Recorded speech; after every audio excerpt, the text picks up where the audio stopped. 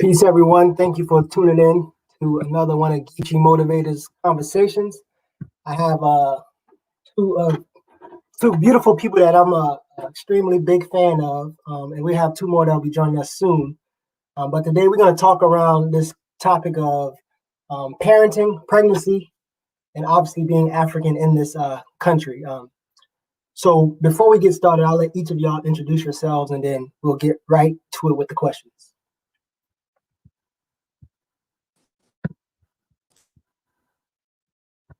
Go ahead, Baba.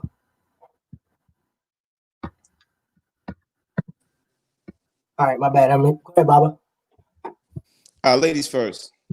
Sis. Well, I knew the brother was going to say that. That's why I already had my finger ready to unmute. But I'm Mama Ife Asada Fatio. I am a proud member of PLM, Pan African Liberation Movement, which is located here in Baltimore City. I'm also the founder of WURUS, which is the acronym for Wake Up and Rise Up Sisters. I'm the author of the book, Wake Up and Rise Up Sisters, The Voice of a Black Woman. I am co-founder of Watoto Development Center, which is an African-centered child care center here in Baltimore for babies from 6 months to 6 years of age. And I'm also the co-founder of Urban Youth Initiative Project, which was founded back in 2006, myself and my husband. I'm a mother of two boys, two young men, and a wife of a king by the name of Imhotep. And I've been in a committed relationship with him for almost 16 years. Beautiful, beautiful. Sister Harmonie, go ahead and introduce yourself, and then we go. Hi, blessings, family. Please forgive me. I was initially trying to come on my laptop, and I couldn't get it together. But I figured it out on the phone, so I'm here on the phone. But blessings to everyone. Thank you so much for this opportunity. Like you said, my name is Harmonie Brown, Mama Harmonie. I also am of the Pan-African Liberation Movement and honored to be here and doing this work with you all today. Thank you. All right, sister, go ahead and introduce yourself.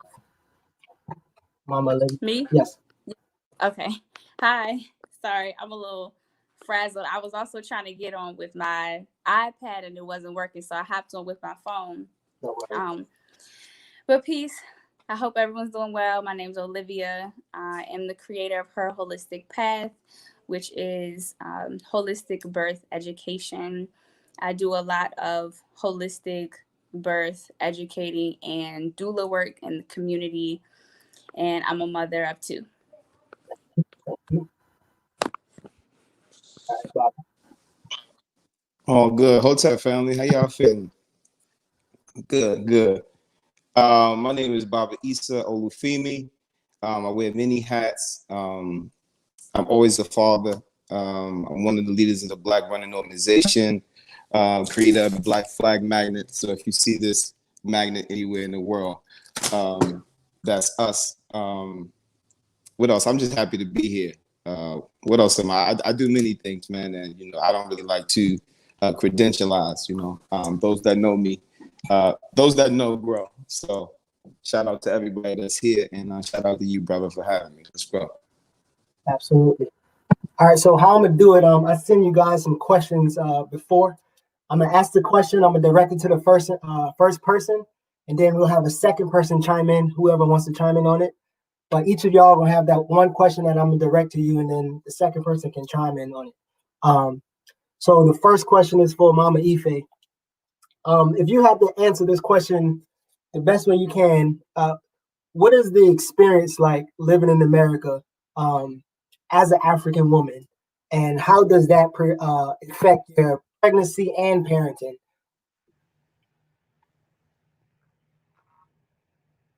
Oh, you unmuted me.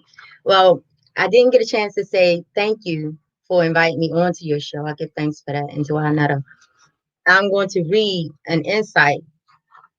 Oppression, correctly understood, negates leisure, but demands perpetual work. And this comes from Urban Philosophy, Thought and Behavior System, written by Baba Imhotep.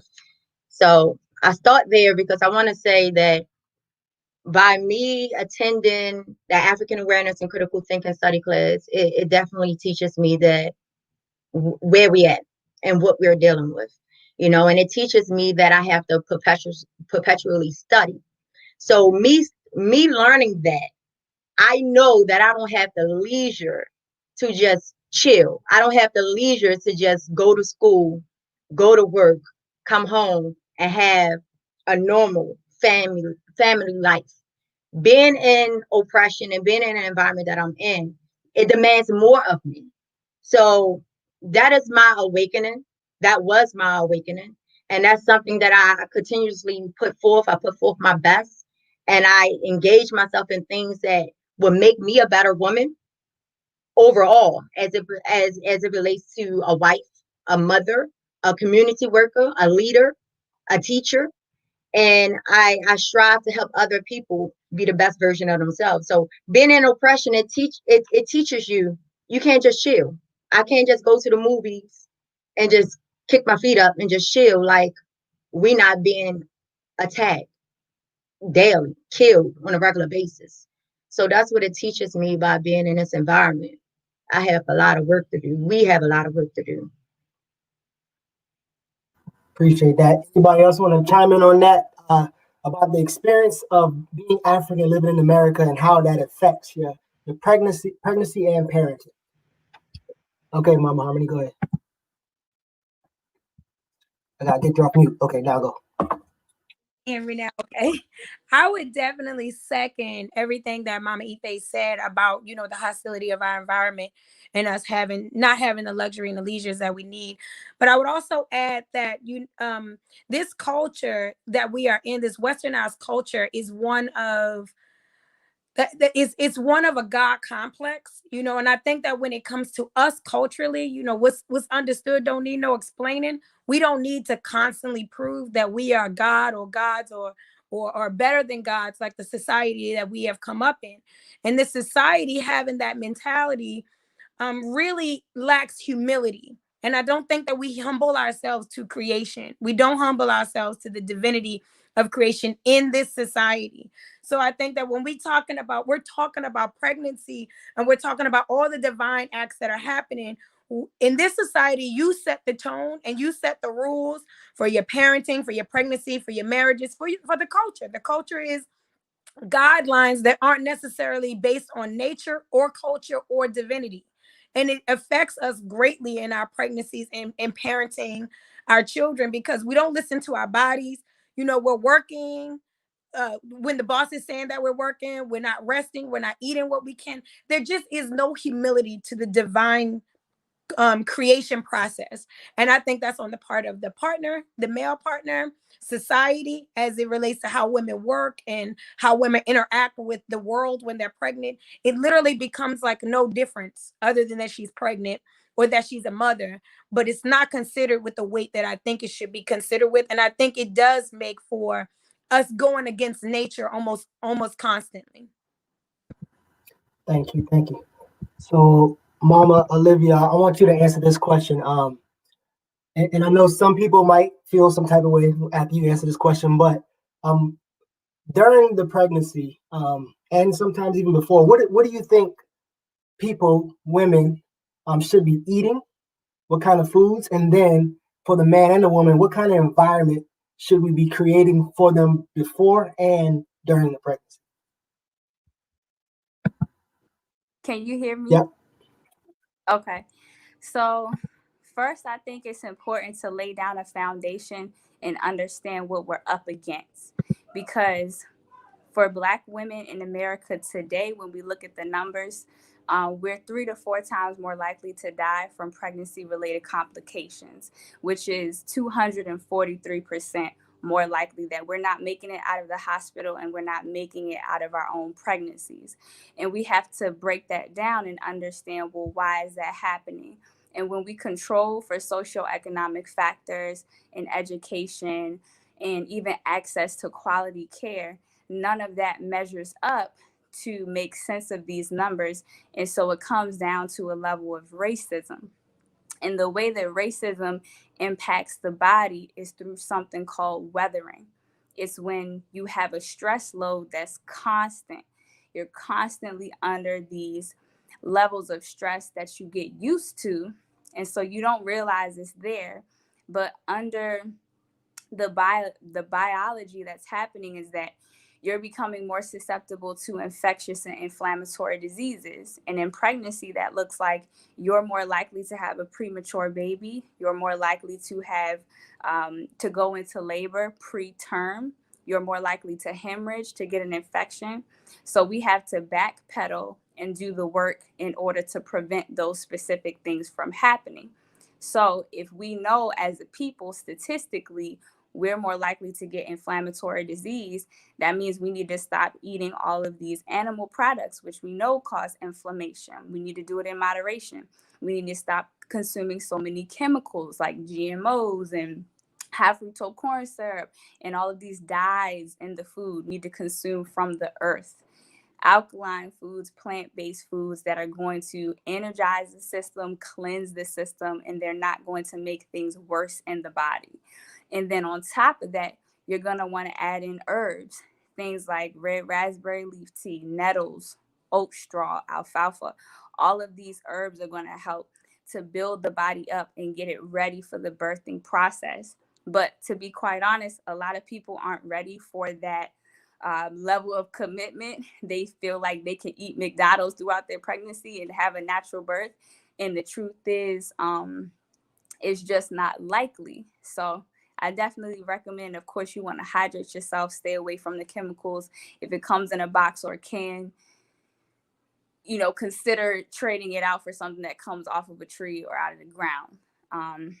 And as far as like your environment, we really want to rethink the environment for the pregnant person, for the pregnant mother. She needs to be secure. She needs to feel safe. If she's constantly in a fight or flight mode, that's going to raise her stress hormones, her adrenaline and her cortisol, and it's going to make it more difficult for her to just be healthy. So on one hand, we have an issue with racism in the medical community, but on the other hand, we have to look at our own community and say, in what ways are we stressing out the Black woman? In what ways are we putting too much on the Black woman? How can we form communities to help her, to keep her calm, creating rituals so that the spiritual aspect is a part of the pregnancy as well? Appreciate you. Anybody else want to chime in on that? Go ahead, Baba. Black woman ever during pregnancy, before, after, never stress the Black woman. I like to backpedal though. First, I'm going to repeat this throughout this conversation. Fatherhood is sacred. Fatherhood is eternal. Okay. And what that means is the moment you, well, let me not even start there. Let's backpedal. I would say this: blessed are those who have two Black parents. Right? Make a decision before you think about becoming a parent. Make a decision in terms of your political stance, right? So a lot of us were blessed to have parents who were intentional about having a Black husband or Black wife or a Black partner to have a Black child.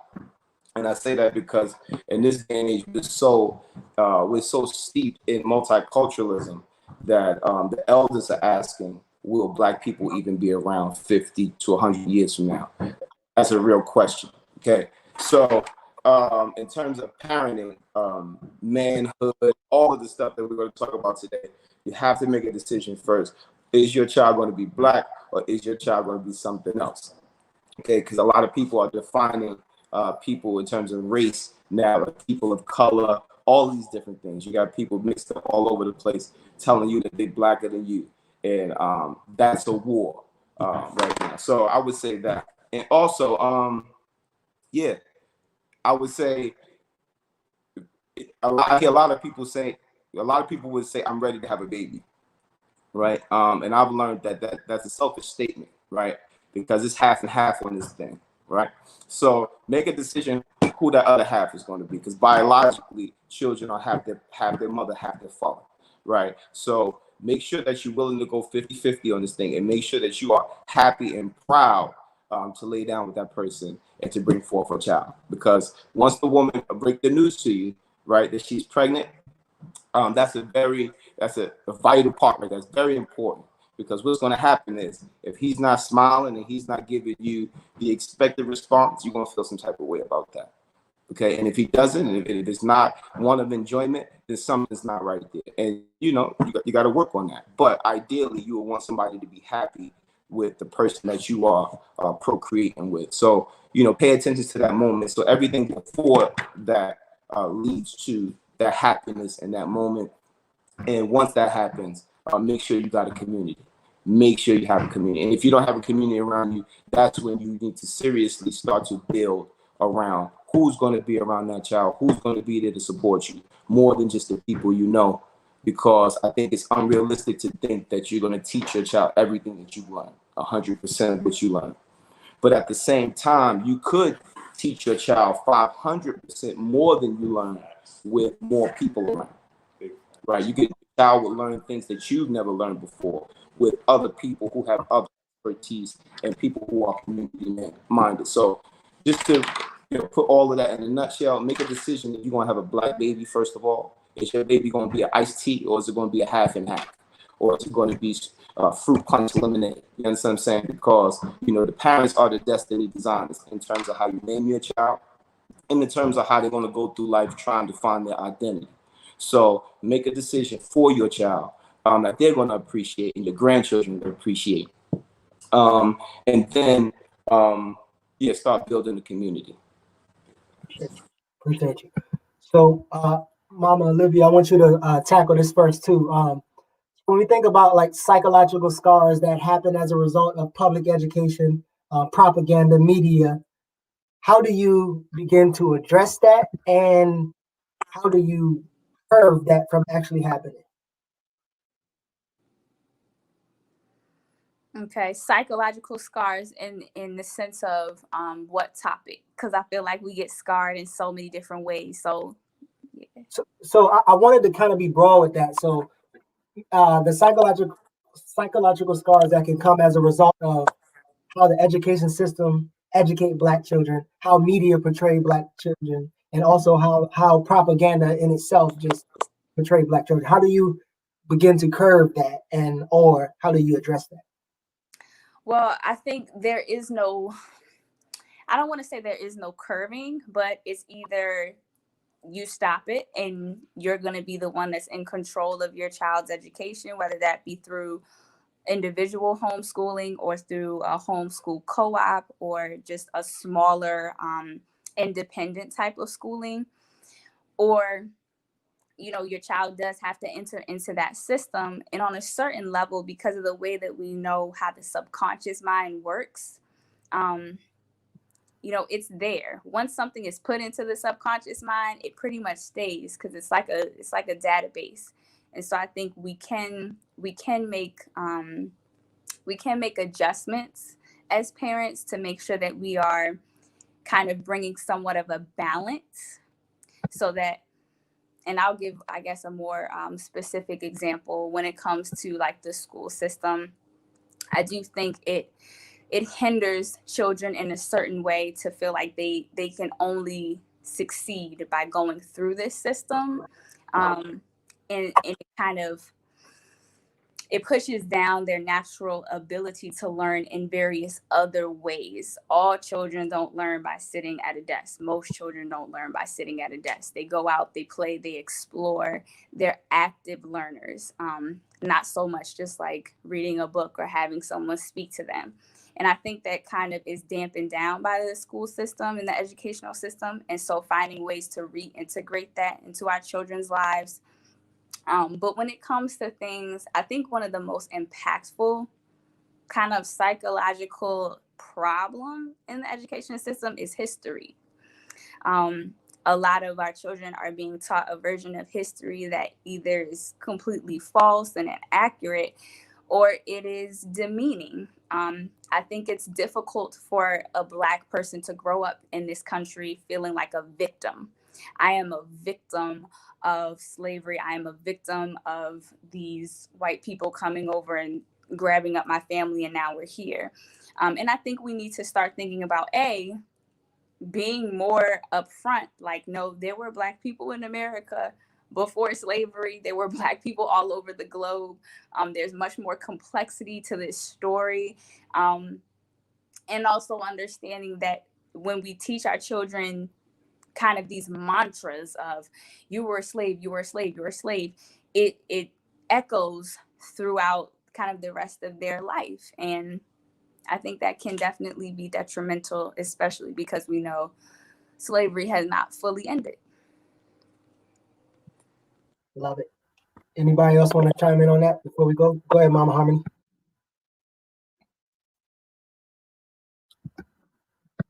As well, Mama Olivyah. I would say that for the psychological scars that our children endure, that we endure as a family, because the family endures psychological scars as the children are growing, developing, and they're developing their own psychological scars. The family goes through as well because we're all connected. I would say to that, and most of the things that are coming at us as a people, as a race, we need to have deliberate opposition. That's what's going to help us when our children are in these school systems, when our children are in the aftercare programs, when our children are in any of the institutions, when it comes to the hospitals, it comes to the football teams, we have to be very serious about deliberate opposition. A lot of times, when we're waiting for Black History Month to come around to talk to our children about who they are, when we're not debriefing them or putting them in programs that are going to have them counter, we have to understand that this is a constant counteract. And that's how we break down these psychological scars. That's how we heal them. And that's how we do away with them. I myself, like Mama Ife said earlier, and I'm the head facilitator of a youth program here in Baltimore City. And we are making sure on a regular basis that we're being proactive, not being reactive only, but also just being proactive about knowing what our children are going to face, knowing what is out here. We are in a the society we enter is very demarcative. It causes great demarcation. There is no link between their education and their home, their spiritual values, the way they value their food, or everything is demarcated. It's separate. What you're dealing with at home is different from what you're going to deal with at school. And that's not how our children learn or grow, or how we learn and grow culturally, because we have this manufactured process that's for capitalism and corporate America. And it is tearing our children down, because our children learning never stops. And it's psychological, it's spiritual, it's mental, it's academic, all simultaneously. But we are putting them in institutions that don't cater to that, who they are, and they're coming out with deficiencies. So I think that with all of these areas that you are bringing up, this deliberate opposition is, and again, not having us always be in a reactive position. We do have to prepare our children, but just really understanding that it is not just going to happen. Our children aren't going to just come to us and say, my teacher is a Caucasian woman and I can't relate to her, or my teacher is a homosexual man and I'm thinking certain things about them, or I feel like they're talking down to me, or I feel like they counted me out. They're not going to say these things because they feel like school is what we're all about. And this is the way school can be. Whereas if we are being deliberately opposing of the way that things are, we're letting our children know before they go out the door. They're not going to understand where you are coming from. They're not always going to. You got to speak up. Let yourself be heard. Don't let anyone belittle your point of view. It's just being consistent, being as consistent as the oppression is, if not more. So, Mama Harmony, I want you to stay on because I want you to tackle this one first. Okay. So when you think about, it could be prior to having kids, or while you're birthing or pregnant with a child. When you think about your agenda, what's important to you, and then your child comes and your child's interests and individuality, how do you balance that? Is it important to allow them to develop their own individuality and agenda, or is it like my agenda? I think that's such a wonderful question to ask. I am a mother of 5, and I have mainly boys. I have 3 boys and 2 girls. And I have absolutely learned that I don't have an agenda. I understand parenthood as a mission from the Creator, that there are things that I'm here to put you on a path to. There is a job here that we all have to do. But but as far as them finding their niche in their way, I find these things to be inevitable. I do believe that what you plant will grow. And that's why, I don't sweat it as much. And I know everybody's not going to agree, but I do agree, and you have some of those from the religious community that believe, you raise a child up, they will always return to that way. But I do believe what you plant will grow. And I think it's inevitable. A lot of times, if parents are very much sewn up into a way of life, for myself as African spirituality in the community in this revolutionary work. There are some, Christian families. There are, Beyonce and Jay-Z. They got musician families. And the thing is that I think children at some point we don't always take into account that our children's journey is not the same as ours. So there's sometimes when I think we look at them and we're like, when I was your age, I such and such.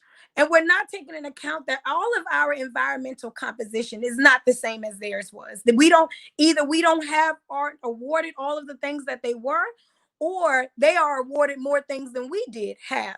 So we want them to sometimes turn out to be these carbon copies, or we have these expectations of them, and their makeup is different. And I think that, we need to be present with our children on a spiritual level. For me, that's the most important. I need to be present with my child on a spiritual level, knowing my child in a spiritual realm, because I know how life works. I'm very realistic about life. I'm very realistic about the confusion of this society. And I very much feel like as long as they are consistent in seeing what we are showing them, I have faith that they are going to turn out to be what it is that they need to be. But I think parents aren't always honest about what we plant in our children. Like I said, what we plant is what we grow. And I don't think parents are always, whether it's intentional or unintentional, we're not always honest about all the things that we put into the mix when this child is growing. And we do our best and we put our best foot forward. But at the same time, we're growing and learning and healing and under oppression.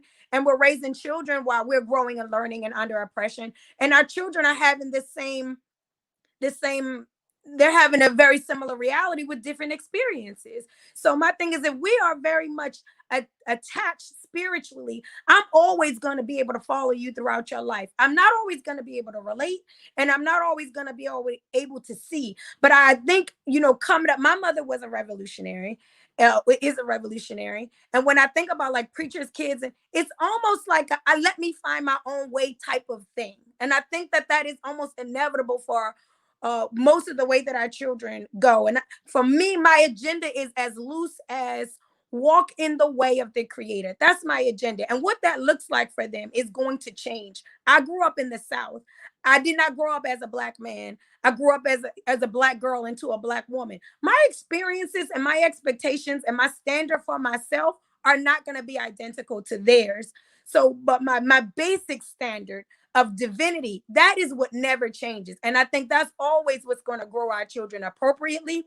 And also surrounding them, like Baba Issa said earlier, with the community of wonderful people, so that there's always a window for them to grow through if it's not going to be my way. But I don't have set in stone outside of basic divine principles.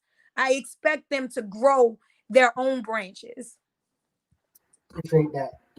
Bobby, you want to chime in on that? So, and I got you on mute. Before you chime in, keep in mind this: like, there are things that are non-negotiable that we feel and that we know that our kids gonna be about, deal with, or have to understand. And then there are personality things that we can't control. So, as you answer, keep that in mind. Absolutely. I would say, how can I say this? I would say, first of all, that's an excellent question. Mama Harmonie did an excellent job answering that. But yeah, like, it's, first of all, you got to recognize, like I said earlier, it's a 50-50. It's a different makeup. So you can't expect the same thing. So that's why it's important to understand who you're making a baby with. So beforehand, so you can kind of predict. Yeah, if you're smart enough, you can predict, what kind of flavor your baby gonna have based on who the mother and father is in your chemistry together. That's number one. Two, your interest versus what did you say? Your interest versus what? So I can't pretty see much it on the screen. your interest versus your child's interests? Is your agenda what's important to you versus their interest and personality?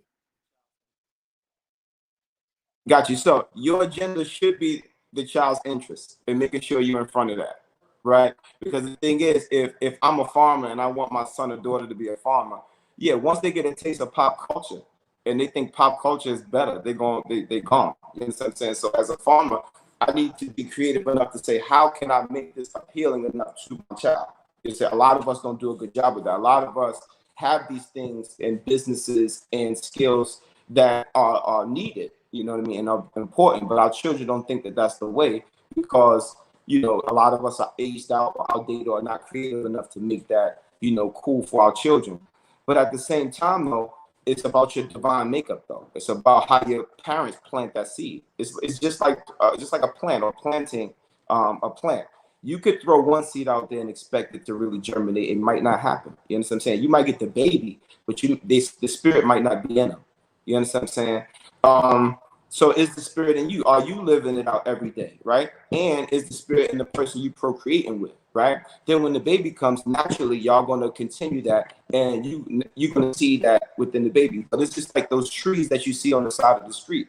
The trees they having like these little these wooden sticks next to the root of it, right? Making sure that it grows upright. You know what I'm saying? But it's gonna, you know, the child is supposed to be better than you anyway. You understand what I'm saying? You're supposed to pass the baton. You know what I mean? But in the war that we're in, the agenda, the African agenda, better be there for the black child, or they're gonna be white.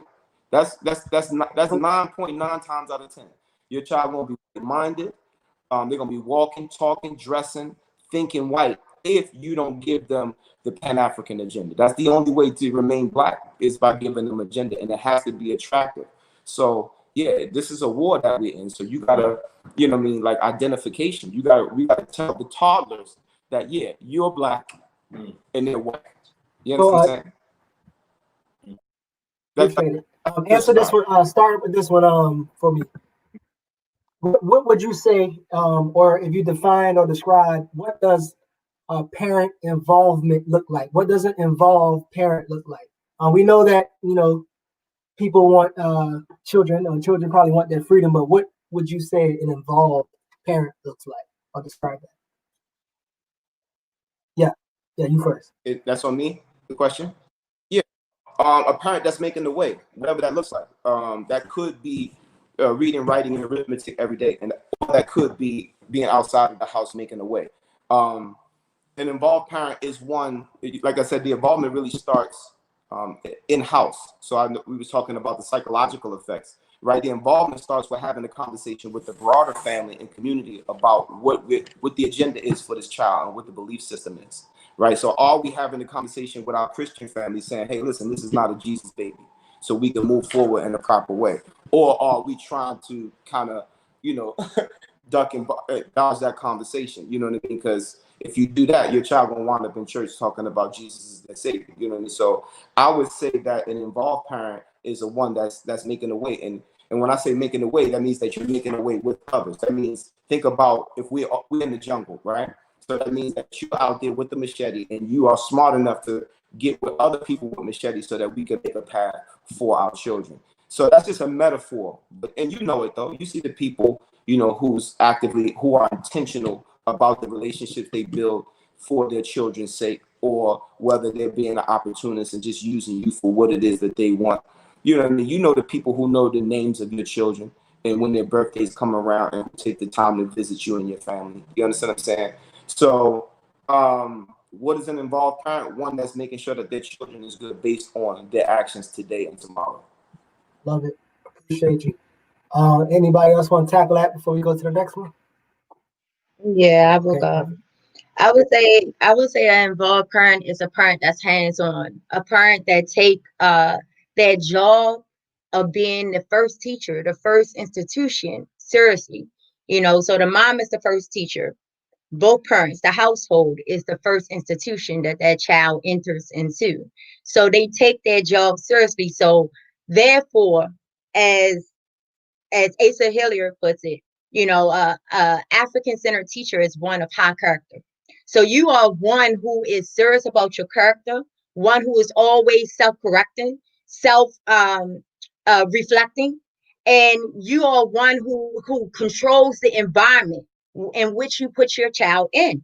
So I would say that's an involved parent. You will be conscious of what you're putting on that TV, what you're allowing your children to listen to, who you're allowing your children to be around, what you're allowing your children to say or do, allowing your children to be in another room or not be in another room with another group of children, because your the infection can still be transferred from a child to a child. So I would say involved parent is just being conscious of all of that. Where a person who's doing that may seem like to another person that they're being overprotective. And my question, when somebody would refer to me, if somebody was to refer to me as overprotective, is what do you expect when you know you are being warred upon? What do you expect when you know you are constantly under oppression? So involved parent is just being as I would say as conscious as possible of your child's mind and your child's development, and being very protective of that. Thank you. I want to start with you on this question. So there's this phrase that I'm pretty sure a lot of us heard growing up, that you gotta be twice as good and work twice as hard, twice as better.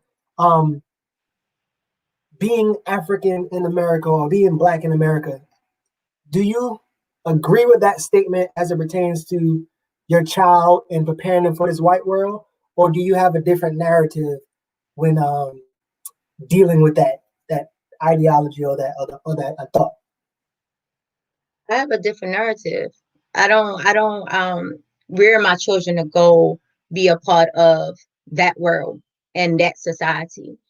So I'm definitely constantly emphasizing to my sons who they are and what they are. Like yesterday we watched Betty and Coretta. We watched the movie. They asked questions. We discussed it. My oldest is almost 8 and my youngest is almost 4.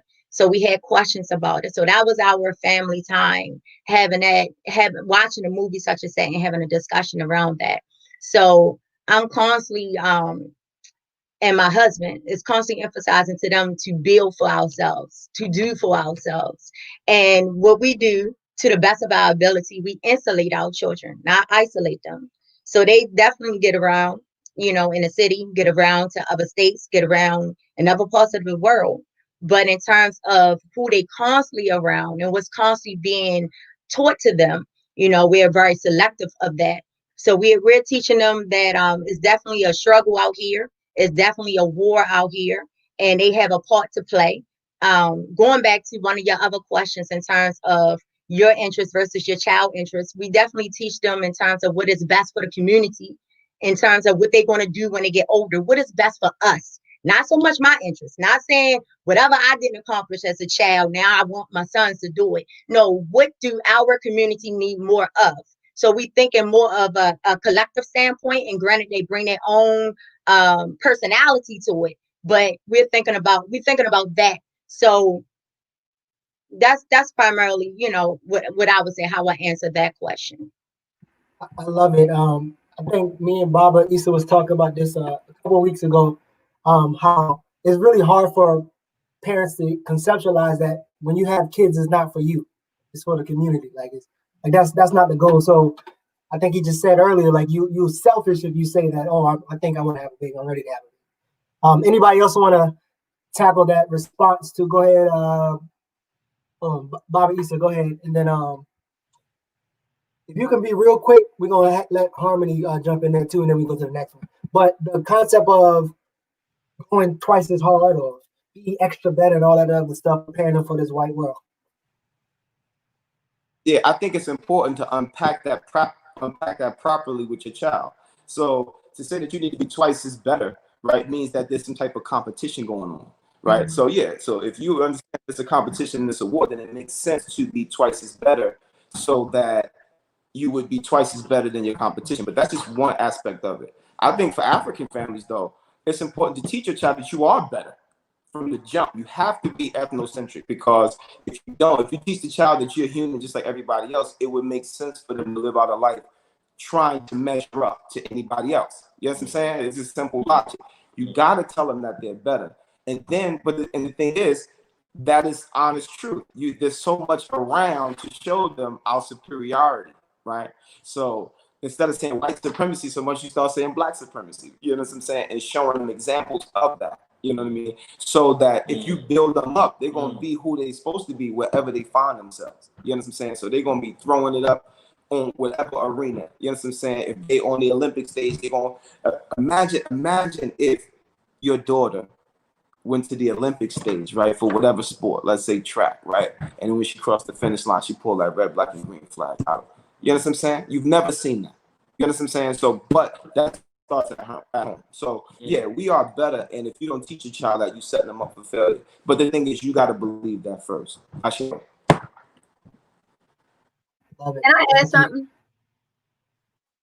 Yeah, go ahead, and then Mama. I want to say dua for that, Baba Issa, because I definitely always say to my sons every single day they are powerful. That's one of our affirmations in this house. That's one of the affirmations I give to the woman. So granted, I'm not teaching them to go and be a part of their environment, their society, and work there and to build up their institutions. But I definitely teach them that they are powerful and they emanate from greatness. And dua for that, Baba Issa. All right, Mama Harmony. Yeah, I agree, and I agree very quickly. That we on a time. I did want to. I was just gonna really second very much to what Baba Issa said, and not really teaching our children in a comparative way. I'm very strategic about not having my children compare themselves, and we do have to be very selective with our language and our lessons because there's so much coding in the lessons that we've got from different time periods that we've existed in as Africans in this country. So we do have to be careful not to hand down certain mindsets. And I don't ever want my children to be in you got to be better than them, because now your focus is on them. When you go into the school, when you go into the hospital, when you're in their arenas, I don't want you focusing on them. What I always try to, because my oldest is 16 years old, and we had a murder in our family of a teenager, my baby brother who was a teenager. And he was murdered, while living with us.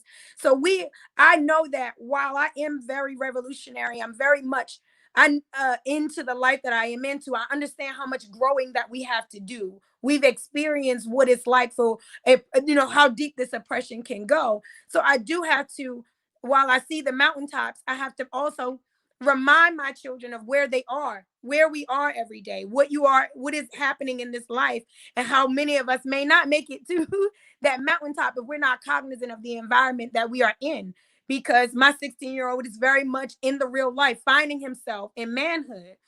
And so instead of teaching him a comparative way of looking at them versus you, I always just tell him, like our ancestors, to play to your power. The power of our ancestors and us as a people have always been our spiritual divinity. It has always been our cultural richness. It has always been what has made us, if you want to use terms better, like Baba Issa said we are, it is always what has made us the elite, is our spiritually connected to what we're connected to. So I'll always teach them to that. When you are out in this world, tap into self, operate in a high frequency, and you will always be above others if your frequency is higher. I love it. This notion of competing with parasitic people is probably insanity. Sis, I want you to answer this, and this is for some of the brothers out there. What is some ideal fatherly activity? If you had to give some brothers some pointer, ideal fatherly activities, what is necessary, what's imperative? Just a roundabout answer. Is that for me, brother? Yeah, that's where you start off. Yeah. Oh, okay. This is a wonderful question. I really love this question. I have personal affection to this question. Like I mentioned earlier, I have 3 sons, and I have 2 daughters, but I have 3 sons, and I've learned so very much about that Black male experience in raising my children. And so the first thing I would say, like you said, what's an involved parent? An involved parent is a present parent. Mentally, physically, economically, emotionally, financially present. Not just like my sister Ife said, and when she did the Wake Up Rise Up lecture, not just raising your child, but rearing your child. Being involved is being present in all ways. Anybody can pay bills. Anybody can definitely send that sperm to the egg, but everybody cannot show up the way that is necessary. So I would say then the second thing I would say to Black fathers is that you are loved, right? Black fathers are loved, you are needed, you are appreciated, you more than we could ever express to you. And I would say no Black man out there should be trying to be a father who is not learning his history and learning about his trauma and where it's coming from. Because that, I think that's where the ball is continuously being missed. It's just understanding why you are. Why do you feel less than? Why do you still feel underappreciated, undervalued? Why can't you make the money you want to make? Why can't you be the man that you think you should be? Understand that you didn't have your rites of passages. Understand that just understanding oppression will really set you up in manhood and fatherhood in a much more dynamic way. So I urge all men to start there with fatherhood, learning self, learning about your journey more than when you got here, but even before then. And I would say that when it comes to the activities, so I always say this to, you know, when I do a lot of work with the youth, I'm always very akin to the Black male child. Love my daughter, but I do my daggone thing when it comes to my daughters. So I'm always talking about my boys a lot. And I give this example. If you take a mother that is what we would consider a poor mother, a ratchet mother, you know, she drinks every day, she parties with her friends, she work a 9 to 5, she come home, she talk on the phone all day, she watch Love and Hip Hop all day, she invests in her children in no way, right? If she is raising a male child and a female child, when that child turns 8, those children, when they turn 18 and go out into the world, her daughter has at least a basic understanding of how to be a woman, meaning she knows about hygiene, she knows how to go to work, she knows how to cook or take care of herself. She has a basic understanding of how to be, deodorant, all of that. She knows these things if she had a piss poor mother. But the same mother with a son gets nothing. And that goes the same thing for a superb mother. The son doesn't, he even with a great mother, I can teach you about humanity and how to show up in this world in an appropriate way. But once he realizes that everything he learned from me will not work for him in this society, he faces a conflict within self that causes great destruction within himself. And I could have given him the best of the best of the best, but I can never give him manhood. So my message to that of the male, for the male and female child, when it comes to your daughter, the way she looks at men and believes in men and adheres to what the family structure is, just that when a man leaves his family or is not present with his family, he devastates his daughter, but he murders his son. He murders his son. He literally kills any chance of his son becoming any type of whole, because his son literally walks around with a half always. So the activities that I would give for any father are very basic. Be present while you're growing. Be present while you're learning. Be present when you got it together. Be present. But whatever you can do, show up as an example for your child in each stage of your development, and don't ever take for granted the love and appreciation and the weight of your role in your family. Listen, all my melanin I got right here, you can see chills. I don't know if you can see the chills, but I appreciate that. That's powerful. Yes, that was beautiful. Thank you, Mom. Mama Olivia, you want to chime in a little bit on that before we go to the next question? It's really important. I think it's really important to have a level of trust between you and your child.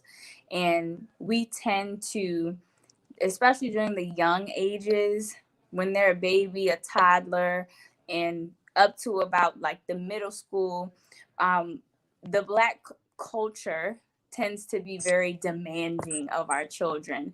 And it creates this dynamic where the child is down here, the parent is up here, and the child is really kind of focused on following all the rules. They don't want to get in trouble. They don't want to be beat. They don't want to be yelled at. They don't want to be punished, right? And we see a lot of holdovers coming from slavery in the way that we treat our children in this very disconnected way. And it's hard to guide a child who doesn't trust you, because your child is constantly worrying about Am I gonna get in trouble if I tell my dad this? Am I gonna get a beating if I tell my mom that? Like, there's a level of tension that's built in the parent-child relationship from the force and the intensity, I think, that's been carried over from the way that we were forced to interact in the slavery era. So I think, first of all, just being able to talk to your child about yourself. A lot of times we're constantly trying to get into our children's minds, and it's like we want them to be open with us, but we don't want to be open with them. And that can start with saying, apologizing to our children when we know we did something out of pocket.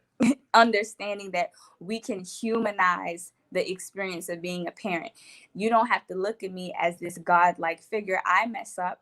And so when I mess up, I'm going to tell you, I'm going to have a conversation with you about it so that when you mess up, and maybe I don't see it, you can have a conversation with me about it, so it can kind of get in front of children making these same mistakes, because they have not just a parent, but a mentor, right?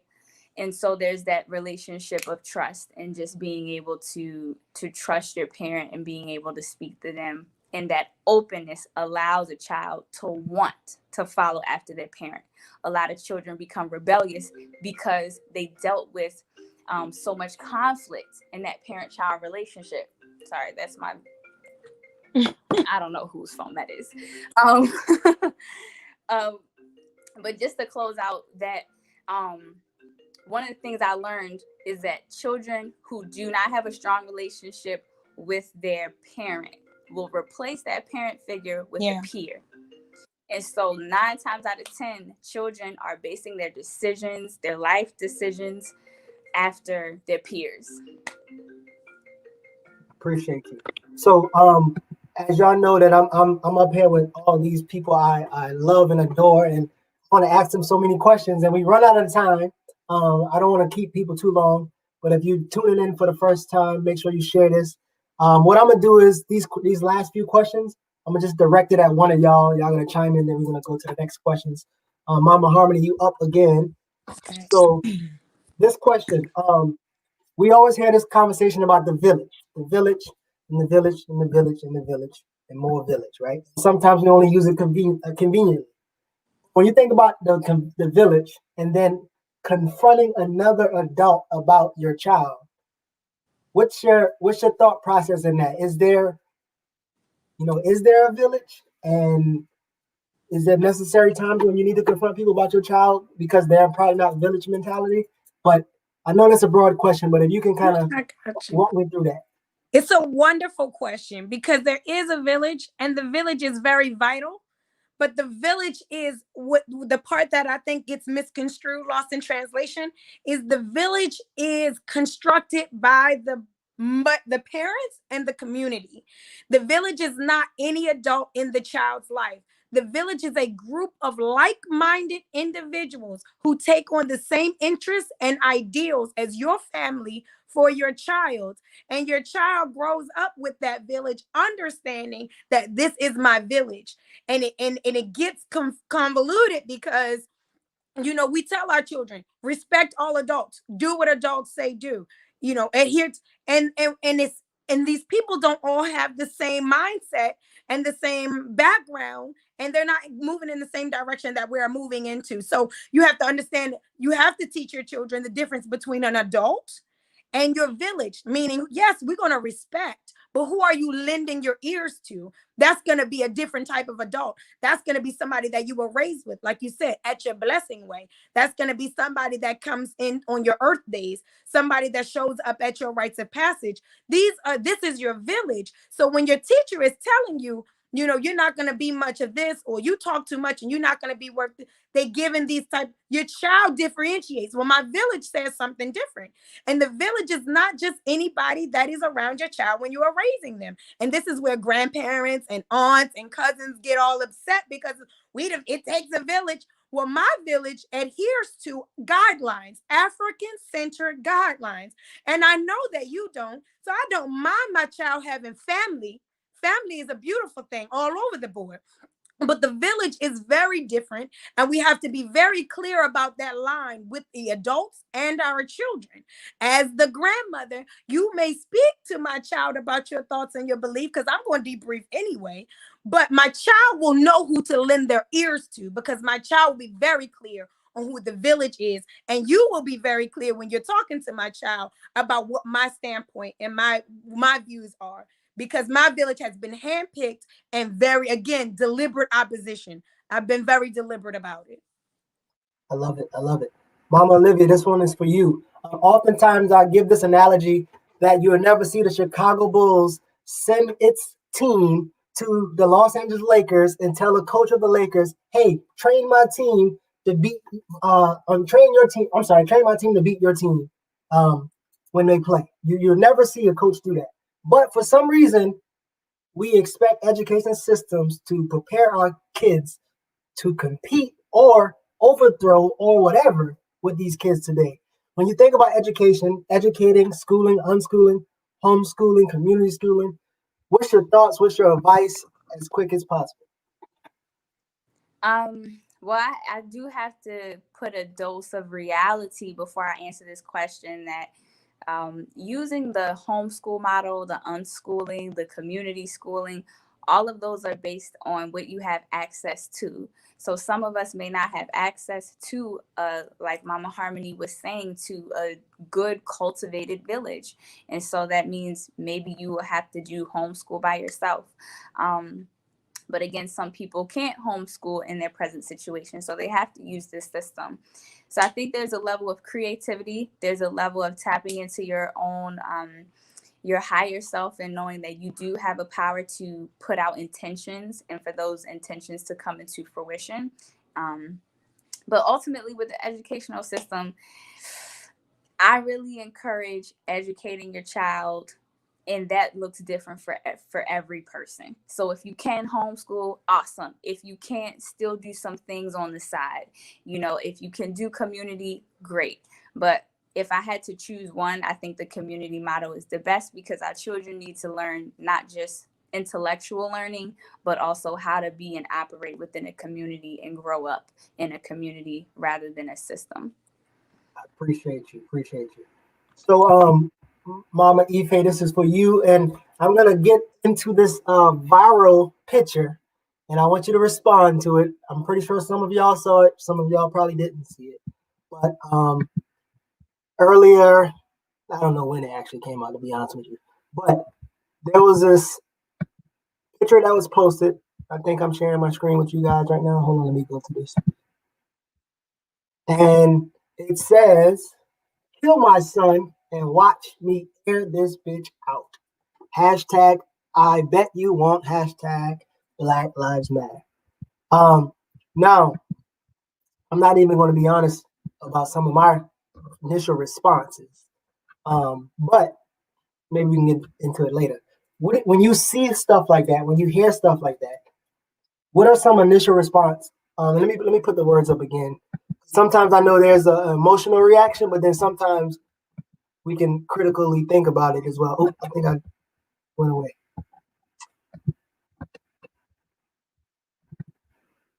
So it's a mother with maybe 4 boys, or that one on the far left might be her husband or partner. I'm not sure. But kill my son and watch me air this thing out. Stop sharing. What's your response? How do you feel about that statement, Mama Eva? Oh, you got to unmute yourself. I seen it and I had mixed feelings. I definitely understand her sentiments, because somebody touched one of your babies, you ready to mark out, you ready to go off on whoever, wherever, however. So I can definitely get that. My sister Harmonie said it beautifully at the Race First rally, in terms of we not about the whole Black Lives movement. We not begging to any other race, to say we matter,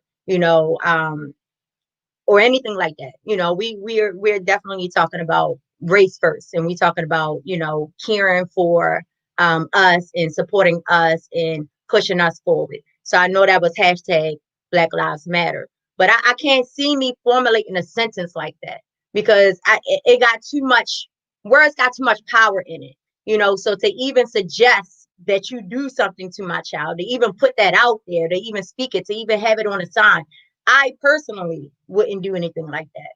I just know in my head, that it wouldn't be no peaceful protesting, something like that go down. So that's why I say I have mixed feelings. I can understand her sentiments. If you touch my child, you got to deal with me. So the you just started something. So it's not over once that take place. So I understand that. Appreciate it. So initially, I thought it sounded like the "we are not our ancestors" rhetoric, which I have a big problem with. And then the other thing is, at what point will we get to a space where that's our child, right? And your organization, everybody organization on here, is very clear about this is our women, our men, our children. And so I'm hopeful that eventually we get to that point where we are proactively protecting our children. Baba East. Yeah.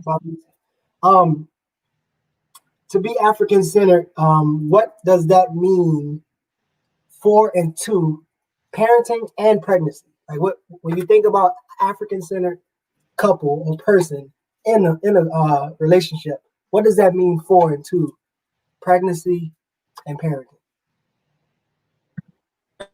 You gave the sisters all the good questions, man. Those are some excellent questions. I wanted to answer those questions that you asked the sisters, man. Hopefully we can get a part 2 going. Okay, so what does it mean to be African-centered as a parent? What does it mean? It is to show your children the way, right? It's to show them how to be Black. Show them how to be African. So a lot of the sisters spoke about that, making sure that the parent is on the path of improvement as well. So that path of improvement, the African way, is to perfect yourself, right? To be the best version of yourself every day. So if you're doing that, if you're doing that, you can show your child the way through your actions. So that's what it means to be African-centered. But a lot of times, let's not take it out of context. Though. That don't mean that you have to go to Africa. You have to do things that's outside of your norm. You understand? A lot of us didn't come from families that were totally broken like that. You know what I mean? So a lot of us need to be talking to our aunties and uncles and our grandmothers and great grandmothers about their practices that got you here, so that you can implement that in the home as well, as opposed to thinking that's just some outdated stuff. I can tell you from my own experience that the most useful things that we received in terms of gifts for our daughter had come from the grandparents. They already knew what's up, you know what I mean, in terms of wisdom and things like that. So to be African-centered is to know the way and to be showing your children the way, to enculturate them into the way. And that's, and that doesn't mean that just because your child's in public school that they're not going to learn the way. You know what I'm saying? How are we going to teach our children to deal with the nigger element of society if we don't put them amongst them? You know what I mean? We really got to go there. You know what I mean? If we keep them in the village the whole time, when they going to have a fight? When they just practicing karate with the sensei? No, that's not good enough for the world. You understand what I'm saying? We got to get them in there so they can know how to navigate and deal with the opposition. And there's a lot that you can learn from all people. Although we're in a war with a lot of people, there's a lot that we can learn from all people. So we got to show them the way. And the thing is, a lot of us came through Baltimore City Public School. A lot of us made it through the war. You know what I mean? Some of us are built for certain things. So those of us that's built for different levels need to, introduce our children to struggle and teach them the loneliness of that. So this I want you to close out, and we're going to go around the horn with this. Bobby, I want you to give a final message to the fathers, and then a message to the brothers who are yet to be fathers. Okay. First message is African manhood in the 21st century. Okay, that should definitely be the Bible right there. That's one of the books. The second is Message to the Warriors. Make sure you get that for both parents. Holistic parenting from a Pan-African perspective. Make sure you get those reads. I read those myself, and that's really good, because the thing is, it's not the code doesn't change that much when you become a parent. You know what I'm saying? If you follow the manhood code, being a father is a part of that. If you follow the womanhood code, being a mother is a part of that. So message to the fathers, I would say the fathers got to get together. And the last thing that I would say in terms of to kind of answer the question that you asked before in terms of the best physical activity for a father, I would be vulnerable enough to say this to all of the fathers, right? Be silly with your child. Run around the house. That voice that comes out, that squeaky that you don't, that you may be uncomfortable with at this moment in time, tap into that, because guess what? That shit gonna be outdated soon. You're not gonna be able to hold baby girl on your chest and run around and crawl in the tent with her for too long. So tap into the child that's in you is still there. Tap into that. You know what I mean?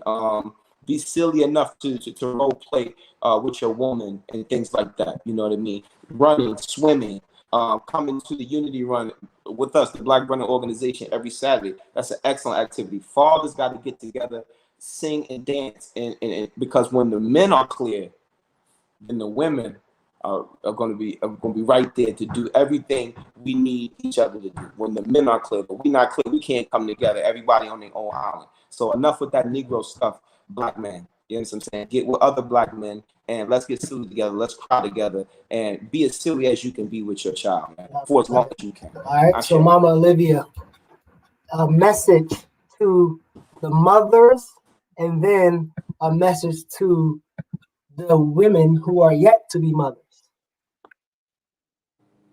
Okay.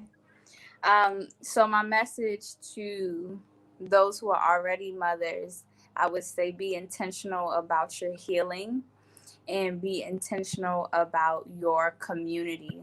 I think that when you look throughout history, it's very apparent that mothers mothered together. And so that understanding a lot of the issues that we see, just stress, postpartum depression, various different issues, a lot of that comes from not having community. So working on intentionally building that, but also intentionally healing yourself, because when you come into community with others, you will be shown ultimately your true self, and that can lead to needing to do a lot of healing and a lot of shadow work. And then for people who are not mothers yet, I would say a similar thing: do your healing, create your community, but also be intentional about educating yourself and preparing yourself if you plan on having children. You need to understand the system and how to navigate it. And that's not something that you want to put yourself on a clock of 9 months to figure it out. Start reading books now and understanding that the holistic way is the original way. The holistic way was the original technology. It's not outdated. It's not old fashioned. In a lot of ways, it is more superior than the allopathic way. So start learning just how to deal with your cycle in a holistic way, how to deal with all your different feminine issues in a holistic way. And so you can carry that same energy throughout your pregnancy and throughout your motherhood. All right, thank you. Mama Ife, could you give us a message to the mothers and then a message to the sisters who are not yet mothers? My message to the mothers is to, what Sister Olivyah already said, but to add on, you definitely want to understand your body. I don't put my health in somebody else's hands. I'm learning along the way. So when I do talk to the doctor or the midwife, I know what's going on with my body, and I have some basic information where I can share information, I can share solutions, and not listen to everything that they saying to me, because even if the person is Black, doesn't mean that they are African centered, so I will want to make sure I'm doing things from my center and doing things that is going to promote the best for me and my baby, and it's along that way in which I say I want to birth my child. I want to heal. I want to go through the pregnancy. I will also suggest that a woman who is pregnant would do her heka. What I say heka is merunata, divine words. She speaks divine words to herself every single day. Every single day.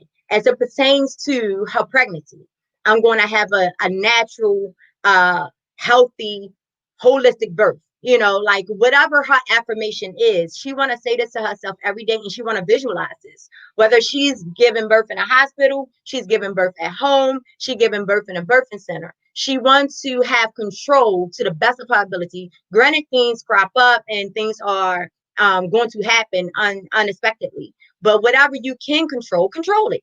So you want to be able to control your thoughts, and you want to be able to create a sense of comfort and confidence within yourself, that you know that you possess the power and the ability to give birth the way that you choose to give birth, however you choose to give birth.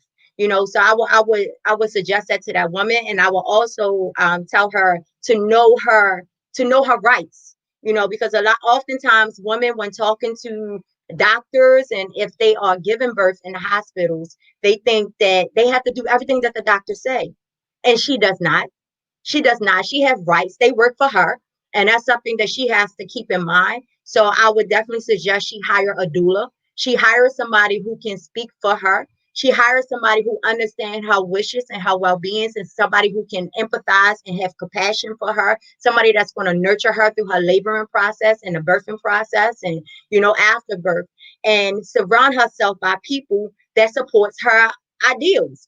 Her idea of what a birth and a labor is supposed to be. I often talk to women who feel like they have to have their mother there. They have to have their sister there. They have to have their sister-in-law there. When you do not, not if they are coming in and they are going to be contentious, and they are going to be argumentative about your way, what it is that you desire, and within your birthing process. So you definitely want somebody that's going to uphold the way that you want to labor and give birth, and support you in that. You do not want an environment that is going to be all tense. And so that's my suggestion and my advice to women who are going to give birth, and the women that plan to give birth. The women that plan to give birth, in addition to everything that I said, you want to prepare your mind and prepare your body for conceiving. So if you want to conceive a child, and you want to, this guy you want to be with, like Baba Issa already said, y'all going half and half on the baby, So you already know you want to be with this guy, and you want to have a baby. Make sure he wants to have a baby. You don't just have a baby with him because you want to have a baby. You don't just have a baby with them because you want to fulfill a void within you. You don't want to just have a baby with this person because you feel unloved and you feel like nobody is there. So if I give birth to my child, a child of mine, now I have somebody to love me. I have somebody to be there for me. That's not your reasons for giving birth to a child. So you want to be clear as to why you're giving birth in the first place, who you're giving birth with. And you want to make sure you are preparing your temple for that birth. So watching what you eat, watching what you drink, watching what you do. And I would recommend that a woman detox. It's a book, Self-Healing Power. And I forgot the Baba name who wrote the book. And if I ain't mistaken, Mama Marimba Ani have wrote the introduction within that book. But they talk about how you go through a process of detoxing yourself, not just the woman, because oftentimes we put all this pressure on the woman, but the man too. The man got to detox. The man got to cleanse his body, because whatever's going on with his body, he is now sending it in his semen. It's in his semen. He's sending it to that woman, and it's in that baby. And we put a lot of pressure on that woman when something goes wrong. If something goes wrong with that child, oh, it must have been what you was eating. It must have been what you was doing. No, it's both of us. It's both of us. So I would definitely tell that woman to cleanse her body and prepare her body to give birth. So it's not an easy thing. And Sister Olivyah had already mentioned that women can also lose their lives from giving birth. That's something that we don't talk about enough. That's not an easy task. And you're going through a metamorphosis by carrying that child for those 9 months or 10 months, whichever you want to refer to it as. And then after, going through that labor and that birthing process, that's not an easy task. Whether you have a C-section, you have a natural birth, you have an epidural, whatever the case may be, that is something that takes you about a year to get your body back right and your organs to go back where it needs to be at. So you want to make sure that you are eating the things that's going to aid you in that process to house that baby or babies, and to nurture that baby with your breast milk and to heal your body after the fact. So that is my advice to somebody who wants to have a child. Take all of that in consideration. Powerful. I appreciate you. See, I just got my skin crawling over here and stuff. I appreciate y'all so much. Mama Harmony, please take us home with your message to the Black woman without a baby and the Black parent. Very powerful, Mama Ife. Thank you so much. I would close out very quickly with two things. One is to not overcomplicate the community. We use a lot of African-centered terms today, and it's always a wonderful thing to grow. Always great to grow. We should always aspire to that. But for those that heard some terminology, some things that seem like, what are they talking about? You are going to, we don't have to make it complicated. Wherever you start in your Kuji Chakalia, your self-determination, wherever you start in determining things for your child is a divine place to start. Just make sure that you start. Make sure that you start somewhere with being selective, being determined, being deliberate, and you can begin to grow a community. Like you said, it was said by Sister Olivyah earlier that everybody might not have access to a community, and the community is something that you create. So saying that we don't have access, understanding that whatever a mother desire she gives birth to, and and whatever you desire divinely with your whole heart, the Creator gives to you. So if this video was shared with you, your name was mentioned, you pulled it up on YouTube, this is the Creator putting you in alignment with whatever it is that you need for yourself. Right now, the world is at our fingertips. I can literally say, where can I find an African-centered ballet? And type it in, and I get all these. There is no reason for anyone to be without the support that they need. Go out there and be deliberate and diligent about finding what it is. Don't overcomplicate the community. It's the people that you trust. Maybe you don't call it a blessing way. You call it a baby shower. But if it's the women around you that feed you and love you and take care of you in a prosperous way, then you are on your way to something great. Be continuous about that. Energy is neither created nor destroyed. So everything we're ever going to be in the greatest of self already exists within us. We had more. We had more when we were more. All we have to do as women, as men, as a people, as family is to reclaim. I would encourage everyone to go and reclaim the power of who you are. This great and wonderful person is not going to appear one day. It is these deliberate steps, these extremely wonderful platforms, and the wonderful divine energies that the Creator places around you to get where you want to go. The Creator is always going to bring forth your path, what your spirit cries out for. You want more, you will get more. And you start where you have to start and move in the direction of your spirit and of your ancestors and continue to learn and grow. Thank you so much. So I appreciate each of you mamas and Baba for coming on. If you have an event or something coming up, please make any announcement that you have or anything that you want to direct people to. Please make that announcement before we jump off. Everybody's off mute, by the way. Nobody? Yeah, I would definitely always say, please inbox me on my messenger, and my name is coming up, Harmony Brown. On Facebook, I believe it's Davis Store. You'll see Harmony Davis on Facebook, and you can just inbox me at all when it comes to African-centered care and nurturing for our youth and our women's work. When it comes to PLM, we could be on here a whole nother hour about the avenues that we offer for our entire community, the man, the woman, the child, the family, education, holistic, everything. So reach out to us. If you're looking for a community, you're looking for a sisterhood, you're looking for that support and that growth and development, we are going to meet you exactly where you are, and we're going to love and grow with you always. So please always feel free to inbox me, because we got something going on all the time. All right. Anybody else? Yeah. Go. You can go ahead, sis. Okay. So I'm a doula in the Baltimore area. So for any of the mamas who are looking for a doula, I'm here, herholisticpath.com, and I do a lot of birth education over on my Instagram. Just diving deeper into understanding how to approach your pregnancy from a totally holistic and an empowered perspective. So check it out on Instagram, and that's it.